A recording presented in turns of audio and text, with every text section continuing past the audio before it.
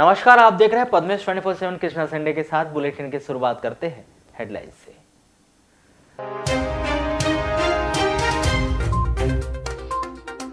नगर पालिका परिषद मलाजखंड और नगर परिषद बैयर में भाजपा का कब्जा। मलाजखंड में कांग्रेस भाजपा दोनों को मिले 12-12 वोट।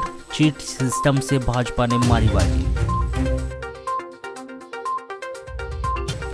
नगर पालिका परिषद बालाघाट के फिल्टर प्लांट के श्रमिक का कुएं से शव बरामद। परिजनों ने किशोर नेवारी की हत्या कर कुएं में फेंकने का लगाया आरोप।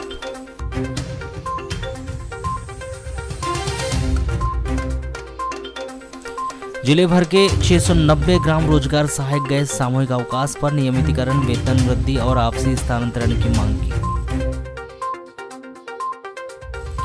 बलात्कार का आरोपी गिरफ्तार नहीं होने पर महिलाओं में आक्रोश। सर्वधर्म नारी शक्ति संगठन की महिलाओं ने पुलिस प्रशासन को दी धरना प्रदर्शन की चेतावनी। इतवारी तिरोड़ी के बीच शुरू हुआ लोकल ट्रेन का संचालन। क्षेत्रवासियों ने जताई खुशी। जगह जगह ट्रेन का किया गया स्वागत।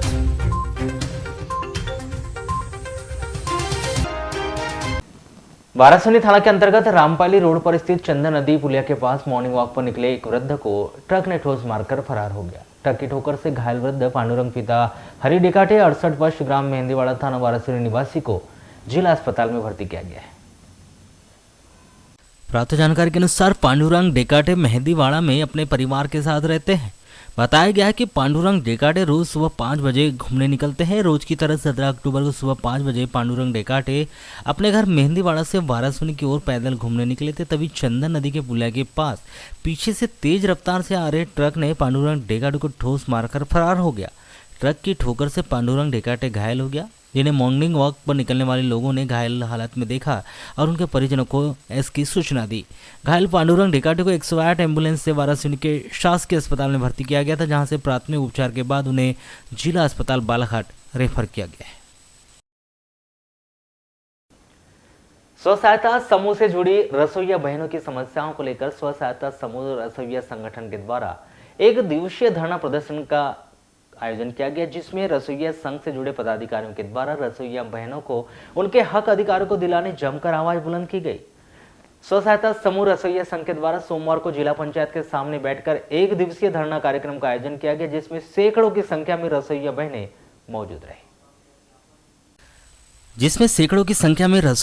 मौजूद रही। धरना कार्यक्रम के बाद रसोइया बहनों के द्वारा धरना स्थल से रैली निकाली गई, जो काली पुतली चौक, अंबेडकर चौक होते हुए कलेक्टर कार्यालय पहुंची, जहां उन्होंने मुख्यमंत्री के नाम विभिन्न मांगों का ज्ञापन सौंपा। स्व सहायता समूह रसोइया संगठन के पदाधिकारियों का कहना है कि रसोइया बहनें विगत कई वर्षों से आंगनबाड़ी व स्कूलों में मध्याह्न भोजन के कार्य का संचालन कर रही है, लेकिन उन्हें नहीं के बराबर मेहनताना दिया जा रहा है। मध्याह्न भोजन के कार्य के अलावा स्कूलों में बहुत से कार्य कराए जाते हैं, लेकिन उन्हें मानदेय सिर्फ 500 रुपये दिया जा रहा है, जो वर्तमान समय में बहुत ही कम है। यही नहीं, रसोइया बहनों को पिछले 6 माह से मानदेय नहीं मिला है, जिसके कारण समस्त रसोइया बहनें बेहद ही परेशान हैं। उन्हें जीवन निर्वाह करने में भारी परेशानी का सामना करना पड़ रहा है। मानदेय नहीं मिलने से आगामी दीपावली पर्व वे कैसे मनाएंगे, यह समस्या उनके सामने खड़ी हो गई। और मानदेय जल्दी दिए जाने तथा सरकार के द्वारा उनका जो शोषण किया जा रहा है वह रोके जाने की मांग को लेकर अपनी आवाज़ उनके द्वारा सरकार तक पहुँचाई जा रही है।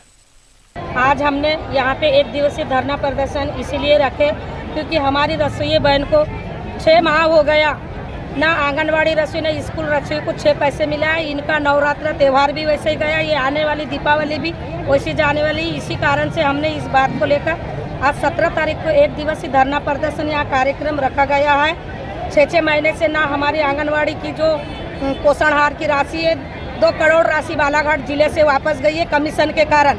हमारी बहनें लोग आज 6 महीने से पूरी परेशानी का सामना कर रही है। 6 महीने हो गए, ना राशन मिल रहा है, ना मिड डे मील का चावल मिल रहा है, ना खाना गेहूं मिल रहा है।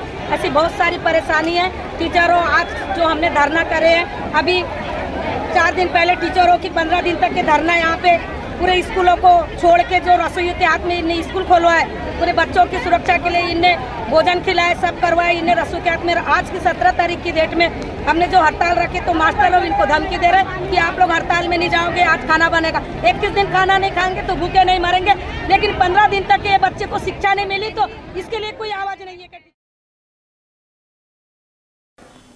वाराणसी थाने के नए थानेदार शंकर सिंह चौहान ने पदभार ग्रहण करने के बाद नगर सहित थाना के अंतर्गत आने वाले सभी बैंक व अति संवेदनशील इलाकों का निरीक्षण किया।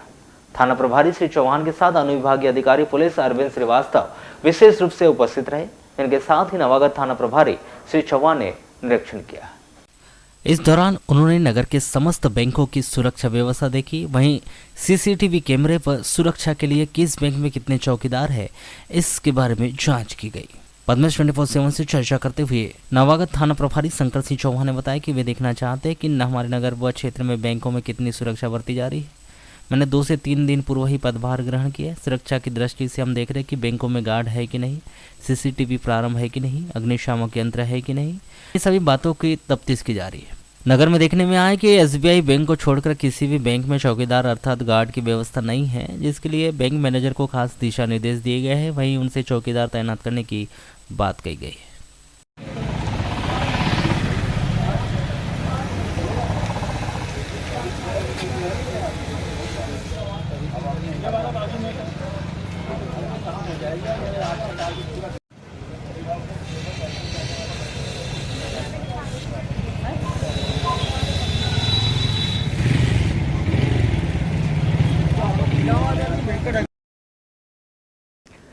नगर मुख्यालय से 8 किलोमीटर की दूरी पर स्थित ग्राम पंचायत मानेगांव में पिछले दिनों घटित हुई मासूम बच्ची के साथ दुष्कर्म की घटना को लेकर महिलाओं में बहुत ही आक्रोश है।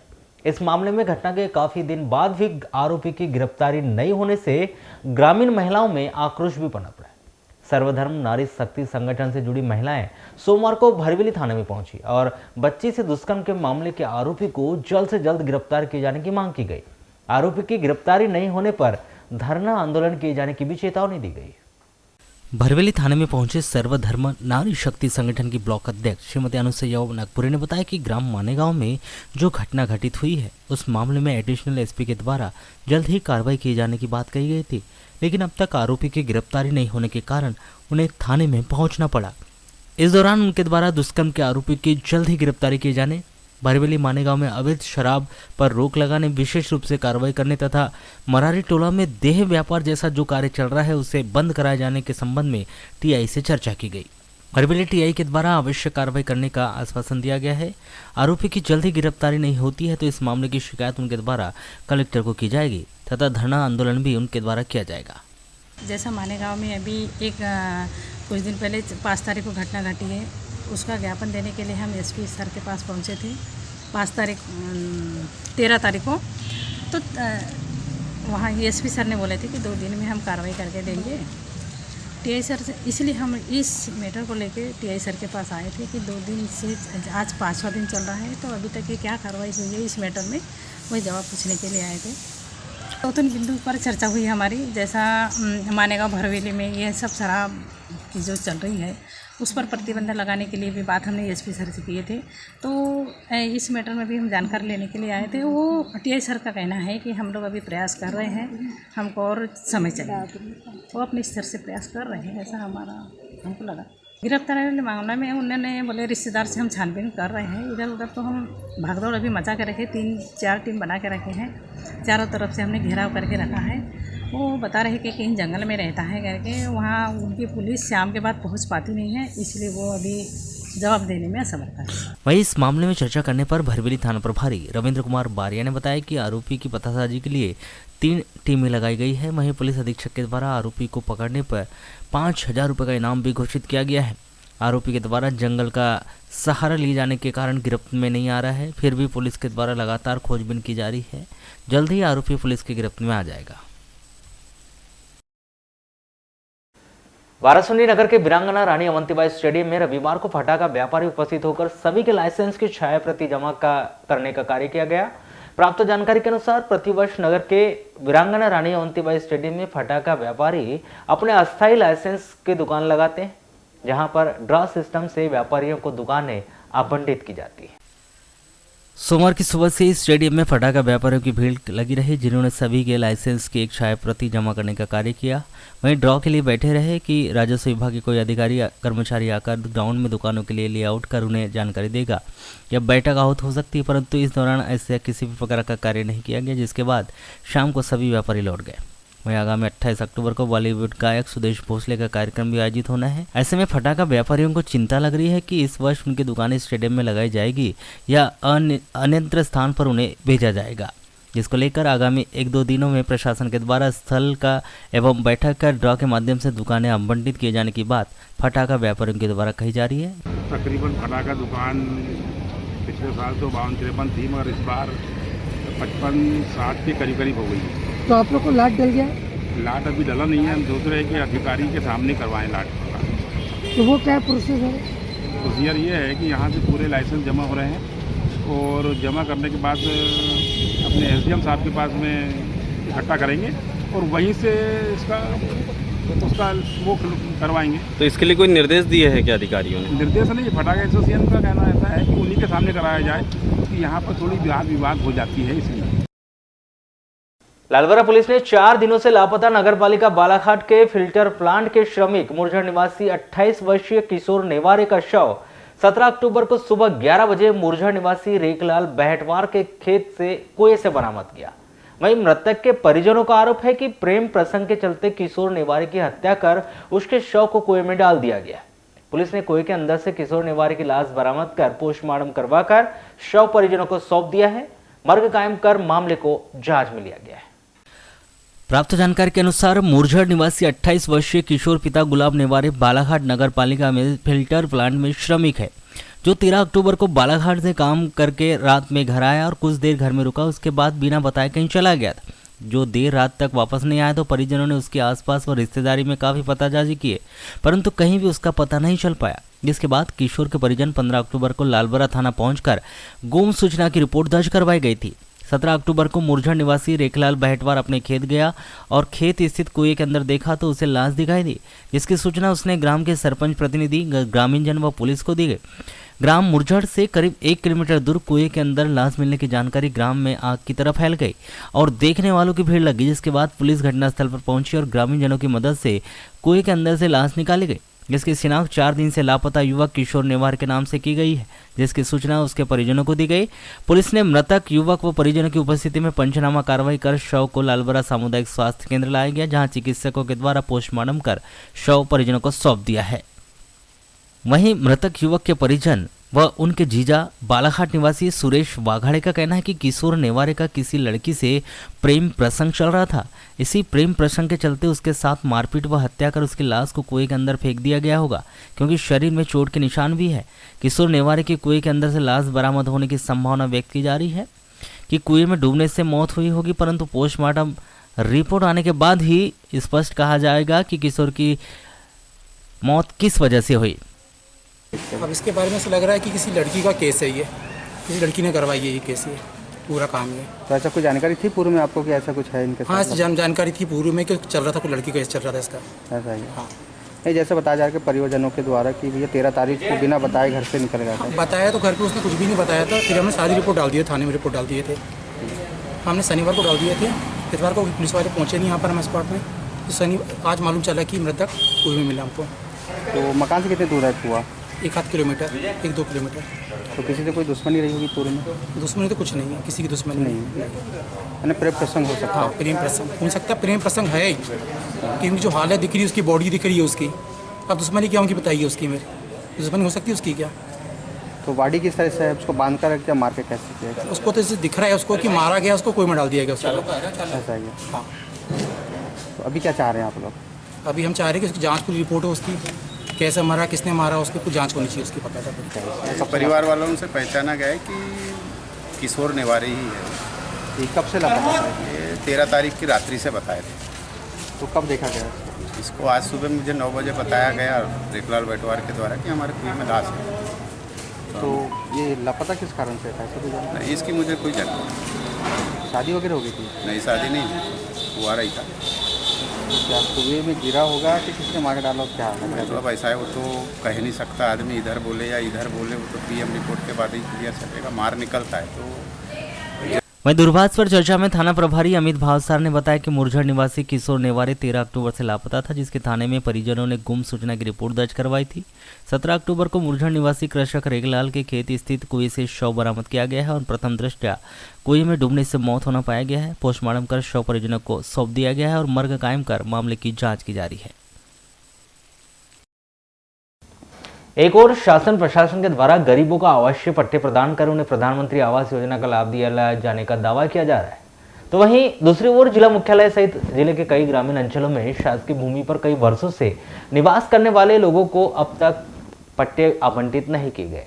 जहां पट्टे न मिलने के चलते वर्षों से कच्चे मकान बनाकर रहने वाले लोगों को प्रधानमंत्री आवास योजना का लाभ नहीं मिल पा रहा है और वे पट्टे की मांग को लेकर शासकीय कार्यालय के चक्कर काटने के लिए मजबूर है। नगर के वार्ड नंबर 23 और 24 का यह मामला है, जहां के रहवासियों ने सोमवार को नगर पालिका कार्यालय में ज्ञापन सौंपते हुए उन्हें तत्काल ही आवासीय पट्टे प्रदान करने की मांग की। मध्य प्रदेश कांग्रेस झुग्गी झोपड़ी प्रकोष्ठ के बैनर तले सौंपे गए इस ज्ञापन में वार्ड वासियों ने बताया कि शासन प्रशासन के द्वारा उनके वार्ड में सड़क, बिजली, पानी सहित तमाम तरह की व्यवस्थाएं की गई। उनके आधार कार्ड, परिचय पत्र, राशन कार्ड सहित अन्य दस्तावेज भी उनके वार्ड के पते पर बनाए गए हैं, लेकिन पिछले 30 से 35 वर्षों से वार्ड में निवास करने के बावजूद भी उन्हें अब तक आवासीय पट्टा प्रदान नहीं किया गया, जिसके चलते उन्हें प्रधानमंत्री आवास योजना का लाभ नहीं मिल पा रहा है। जिन्होंने जल्द से जल्द उक्त मांग पूरी न होने पर प्रदेश सरकार के खिलाफ धरना प्रदर्शन करने और आगामी समय में होने वाले विधानसभा और लोकसभा चुनाव में मौजूदा सरकार का तख्ता पलट करने और आवश्यकता पड़ने पर चुनाव का बहिष्कार किए जाने की चेतावनी दी।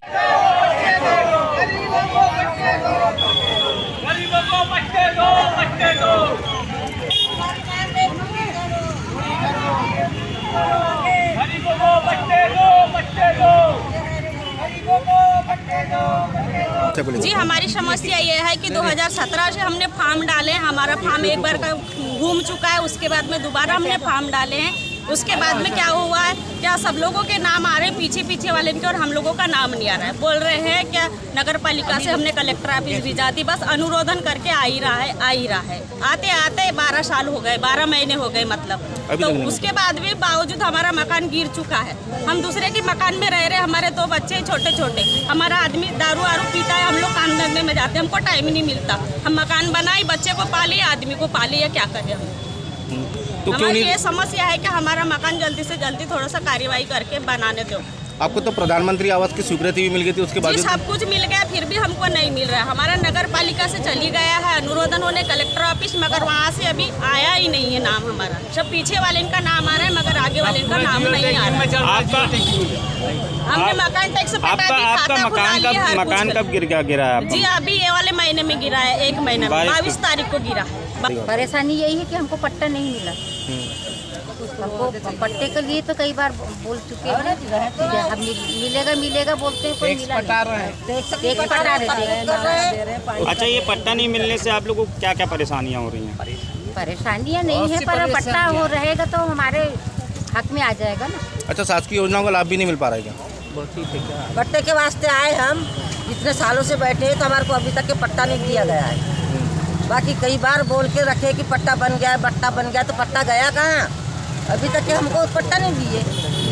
कितने सालों से रह रहे हैं आप वहाँ पे? हमारे को फिर भी 30, 35, 40 साल के बराबर में हो गए जी। अच्छा, आप लोग इतने सालों से मांग कर रहे हैं तो आप लोग को पट्टा नहीं दिया? पट्टा नहीं दिए तो क्यों नहीं दिए, यही तो कारण है।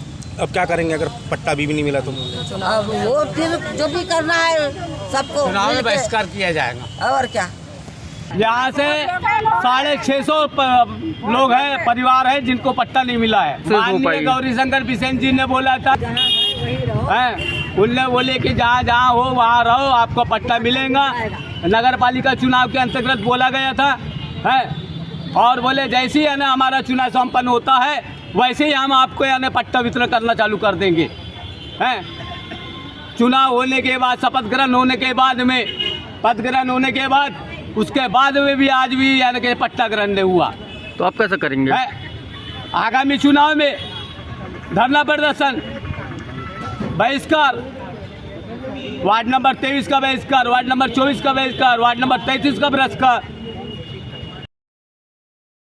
जिले वासियों को लंबे समय के बाद मिली इतवारी तिरोड़ी ट्रेन क्रमांक 08281 सोमवार को इतवारी तिरोड़ी ब्रॉडगेज पर दौड़ती दिखाई दी। जहां इस ट्रेन के क्षेत्र में पहुंचने पर जगह जगह रेलवे स्टेशनों में क्षेत्रवासियों ने फूल मालाओं के साथ उनका स्वागत किया। जहां तिरोड़ी रेलवे स्टेशन पहुंचने के पूर्व महके पार रोड रेलवे स्टेशन पर पठार संघर्ष समिति के बैनर तले स्वागत अभिनंदन कार्यक्रम का आयोजन किया गया, जहां इतवारी से तिरोड़ी लोकल ट्रेन का रेल प्रशासन के द्वारा पुनः परिचालन किए जाने पर क्षेत्रवासियों ने हर्षोल्लास के साथ रेल प्रशासन के अधिकारियों का पुष्प गुच्छ देकर स्वागत कर ट्रेन को फूल माला पहनाई गई। वहीं हरी झंडी दिखाकर तिरोड़ी की ओर रवाना किया गया।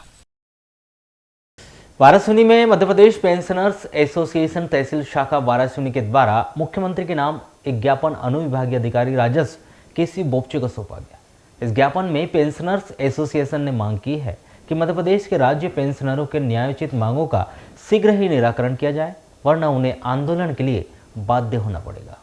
आपको बताया कि पेंशनर्स एसोसिएशन के द्वारा अपनी 10 सूत्री मांगों को लेकर यह ज्ञापन कार्यक्रम 17 अक्टूबर को किया गया था, जहां पेंशनर्स ने अपनी मांगों को पूरा करने के लिए जमकर नारेबाजी की। और इसमें जैसे कि हमने धारा लगाया 49 मध्य प्रदेश छत्तीसगढ़, तो ये धारा को विलोपित किया जाए और जो पेंशन जो प्रकरण है वो शीघ्र से शीघ्र किया जाए, जो डीए है उसको दिया जाए और भी ऐसी 10 मांगे हैं मतलब पुलिस तरफ से, जिनको शासन को हम सौंप रहे हैं। हमारी 10% की लंबित मांग बहुत पहले से चल रही है, जिसका हमने भोपाल में मुख्यमंत्री के नाम से ज्ञापन भी सौंप दिया था। भोपाल में और प्रांतीय अध्यक्ष के माध्यम से आज जो हमारा ज्ञापन सौंपने का कार्यक्रम है, प्रांत से अध्यक्ष, संभागीय, तहसील और ब्लॉक स्तर पे सब जगह जिला अध्यक्ष को, एसडीएम को और तहसीलदार को देने का बीड़ा उठाया है। इसी के तहत हम लोग आज वाराणसी एसडीएम को अपना मांग पत्र सौंपने जा रहे हैं।